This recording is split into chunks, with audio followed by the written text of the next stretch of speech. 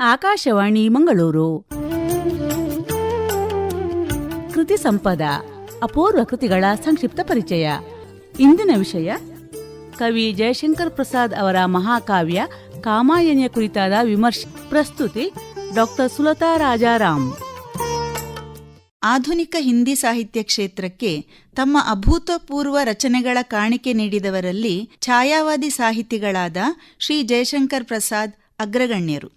ಇವರ ಶ್ರೇಷ್ಠ ನಾಟಕಗಳು, ಕತೆಗಳು ಹಾಗೂ ಮಹಾಕಾವ್ಯ ಹಿಂದಿ ಸಾಹಿತ್ಯ ಪ್ರಪಂಚಕ್ಕೆ ಒಂದು ಹೊಸ ದೃಷ್ಟಿಕೋನ ಹಾಗೂ ಮಾರ್ಗದರ್ಶನ ನೀಡಿದೆ ಎಂದರೆ ಅತಿಶಯೋಕ್ತಿಯಾಗಲಾರದು.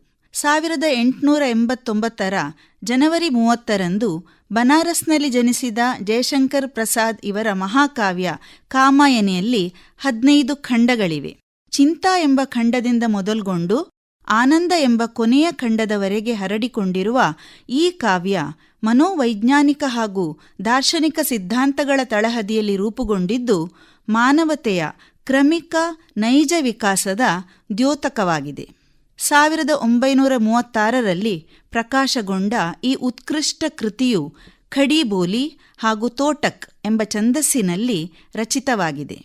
ಚಿಂತಾ, ಆಶಾ, ಶ್ರದ್ಧಾ, ಕಾಮ, ವಾಸನಾ, ಲಜ್ಜಾ, ಕರ್ಮ, ಈರ್ಷ್ಯಾ, ಈಡಾ, ಸ್ವಪ್ನ, ಸಂಘರ್ಷ, ನಿರ್ವೇದ, ದರ್ಶನ, ರಹಸ್ಯ ಹಾಗೂ ಆನಂದ ಎಂಬ ಖಂಡ ಅಥವಾ ಸರ್ಗಗಳೊಂದಿಗೆ ಪಯಣಿಸುವ ಈ ಕಾವ್ಯ ಹಿಮಗಿರಿಯ ಶಿಖರದಲ್ಲಿ ಪ್ರಳಯೋತ್ತರವಾಗಿ ಉಳಿದ ಏಕೈಕ ಮಾನವ ಜೀವಿ ಮನುವಿನ ಜೀವನ ಯಾತ್ರೆಯಾಗಿದೆ. ಮಾನವತೆಯ ಯುಗ ಪ್ರವರ್ತಕನಾಗಿರುವ ಮನುವಿನ ವ್ಯಕ್ತಿಚಿತ್ರಣ ಅತ್ಯಂತ ಸಹಜ ಹಾಗೂ ಸರಳವಾಗಿ ಕವಿ ಜಯಶಂಕರ್ ಪ್ರಸಾದ್ ಇವರ ಲೇಖನಿಯಲ್ಲಿ ಮೂಡಿಬಂದಿದ್ದು ಓದುಗರಿಗೆ ಕೌತುಕವಾಗಿ ಕಾಣುತ್ತದೆ.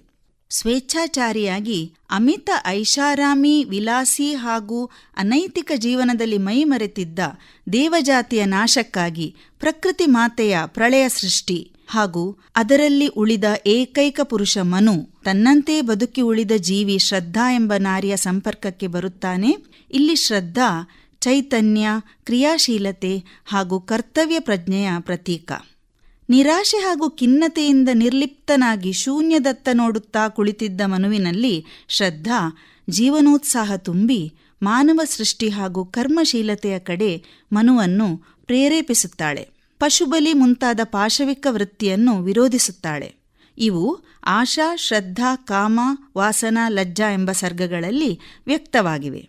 ಗರ್ಭವತಿಯಾಗಿದ್ದ ಶ್ರದ್ಧಾಳಲ್ಲಿ ಆಸಕ್ತಿ ಕಳೆದುಕೊಂಡ ಮನು ತನ್ನ ಅಹಂ ಹಾಗೂ ಸ್ವಾರ್ಥದ ನಶೆಯಲ್ಲಿ ಮತ್ತಷ್ಟು ಸುಖವನ್ನು ಅರಸಿಕೊಂಡು ಆಕೆಯನ್ನು ತೊರೆದು ಹೋಗುತ್ತಾನೆ. ಮುಂದೆ ಈಡಾ ಎಂಬ ಸ್ತ್ರೀಯ ಪರಿಚಯವಾಗಿ ಆಕೆಯ ಬುದ್ಧಿ ಸಂಬಂಧಿತ ಜ್ಞಾನೋಪದೇಶಕ್ಕೆ ಮಾರು ಹೋಗಿ ಆಕೆಯ ಸಾಮ್ರಾಜ್ಯವಾದ ಸಾರಸ್ವತ ನಗರಕ್ಕೆ ರಾಜನಾಗಿ ಐಶ್ವರ್ಯ, ಅಧಿಕಾರದ ಮದದಲ್ಲಿ ತನ್ನತನವನ್ನೇ ಮರೆಯುತ್ತಾನೆ.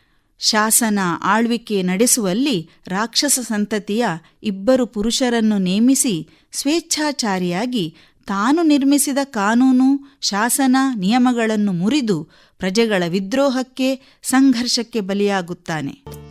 ಒಮ್ಮೆ ಸ್ವಪ್ನದಲ್ಲಿ ಮನುವಿನ ವಿನಾಶದ ಸ್ಥಿತಿಯನ್ನು ಕಂಡು ವಿಚಲಿತಳಾಗಿ ಪುತ್ರನೊಂದಿಗೆ ಮನುವನ್ನು ಹುಡುಕುತ್ತಾ ಹೋದಾಗ ಅಲ್ಲಿ ನಿಜಕ್ಕೂ ಗಾಯಾಳುವಾಗಿ ಸೋತು ಧರಾಶಾಯಿಯಾದ ಮನುವನ್ನು ಕಂಡು ಮರುಗುತ್ತಾಳೆ. ಅವನನ್ನು ಸಂತೈಸುತ್ತಾಳೆ. ಶಾಂತಿಯನ್ನು ಅರಸಲು ನಿರ್ಧರಿಸಿ ಮನು ಅತೀವ ಪಶ್ಚಾತ್ತಾಪಪಟ್ಟು ಶ್ರದ್ಧಾಳನ್ನು ಪುತ್ರನೊಂದಿಗೆ ಅಲ್ಲೇ ಸುಖವಾಗಿರು ಎಂದು ಹೇಳಿ ತಾನೊಬ್ಬನೇ ಯಾತ್ರೆ ಮುಂದುವರೆಸುತ್ತಾನೆ.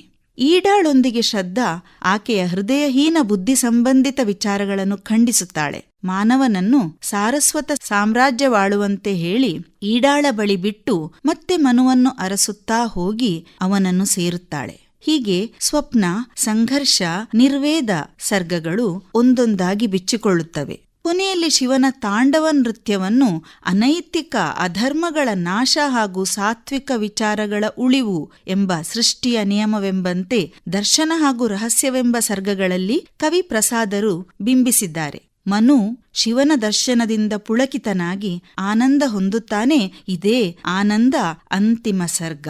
ಈ ಕಾವ್ಯದಲ್ಲಿ ಮುಖ್ಯವಾಗಿ ಪಾತ್ರಗಳು ಭಾವನೆಯ ಪ್ರತೀಕವೆನಿಸಿವೆ. ಶ್ರದ್ಧಾ ಹೃದಯ ಪಕ್ಷ, ಅವಳಲ್ಲಿ ಮಾನವೀಯತೆ, ಅನುಕಂಪ, ಮಮತೆ ನೆಲೆಗೊಂಡಿದೆಯಾದರೆ ಈಡಾ ಬುದ್ಧಿಪಕ್ಷ, ಚಾತುರ್ಯ, ವ್ಯಾವಹಾರಿಕ ಕೌಶಲ ಅವಳಲ್ಲಿವೆ. ಮನು ಇಲ್ಲಿ ಕ್ರಿಯಾಪಕ್ಷ, ಅಂದರೆ ಕರ್ಮಣ್ಯತೆಯ ಪ್ರತೀಕ. ಹೀಗೆ ಕವಿಗಳು ಇಲ್ಲಿ ಇಚ್ಛಾಶಕ್ತಿ, ಜ್ಞಾನಶಕ್ತಿ ಹಾಗೂ ಕ್ರಿಯಾಶಕ್ತಿಯ ಸಮುಚಿತ ಸಮ್ಮಿಲನದಿಂದ ಮುಂದೆ ಆನಂದಕ್ಕೆ ಹೇಗೆ ಅದು ಎಡೆಮಾಡಿಕೊಡುತ್ತದೆ ಎನ್ನುವ ಸತ್ವಭರಿತ ವಿಚಾರವನ್ನು ಕಾವ್ಯದಲ್ಲಿ ಬರುವ ಮುಖ್ಯ ಪಾತ್ರಗಳ ಮೂಲಕ ಅತಿ ಸುಂದರವಾಗಿ ಬಿಂಬಿಸಿದ್ದಾರೆ. ಶ್ರದ್ಧಾ ಮನುವನ್ನು ಸಾತ್ವಿಕ ನೆಲೆಯಲ್ಲಿ ಉತ್ತಮ ಆದರ್ಶಗಳನ್ನು ಮೈಗೂಡಿಸಿ ಪ್ರೇರೇಪಿಸಿದರೆ, ಈಡಾ ಚತುರತೆಯಿಂದ ಕ್ರಿಯಾಶೀಲನಾಗಲು ಉತ್ತೇಜಿಸುತ್ತಾಳೆ. ಸ್ವಾರ್ಥಪರತೆಯಿಂದ ಅಹಂಕಾರಿಯಾಗಿ ಅಧಿಕಾರ ಮದದಿಂದ ಮೆರೆದು ಜೀವನ ಮೌಲ್ಯಗಳನ್ನು ಮರೆತಾಗ ಪ್ರಕೃತಿಯೇ ಮನುಷ್ಯನನ್ನು ಬಡಿದೆಬ್ಬಿಸುವುದು. ಇಲ್ಲಿ ಪ್ರಳಯದ ಸೃಷ್ಟಿಗೆ ಇದೇ ಕಾರಣ.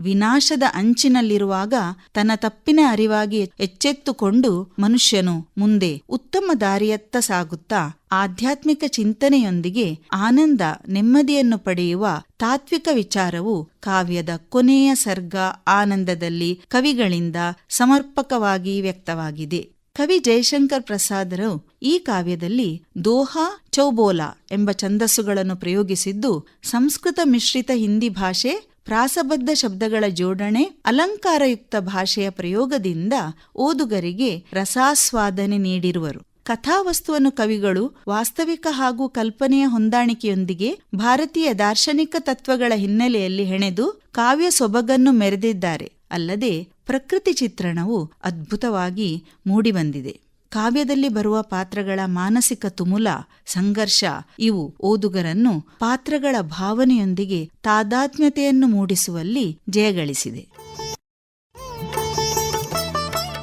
ಇದುವರೆಗೆ ಕೃತಿ ಸಂಪದ ಅಪೂರ್ವ ಕೃತಿಗಳ ಸಂಕ್ಷಿಪ್ತ ಪರಿಚಯ ಕೇಳಿದಿರಿ. ಇಂದಿನ ವಿಷಯ ಕವಿ ಜಯಶಂಕರ್ ಪ್ರಸಾದ್ ಅವರ ಮಹಾಕಾವ್ಯ ಕಾಮಾಯನಿಯ ಕುರಿತಾದ ವಿಮರ್ಶೆ. ಪ್ರಸ್ತುತಿ ಡಾಕ್ಟರ್ ಸುಲತಾ ರಾಜಾರಾಮ್. ಕಾರ್ಯಕ್ರಮ ನಿರ್ಮಾಣ ಸೂರ್ಯನಾರಾಯಣ ಭಟ್, PS.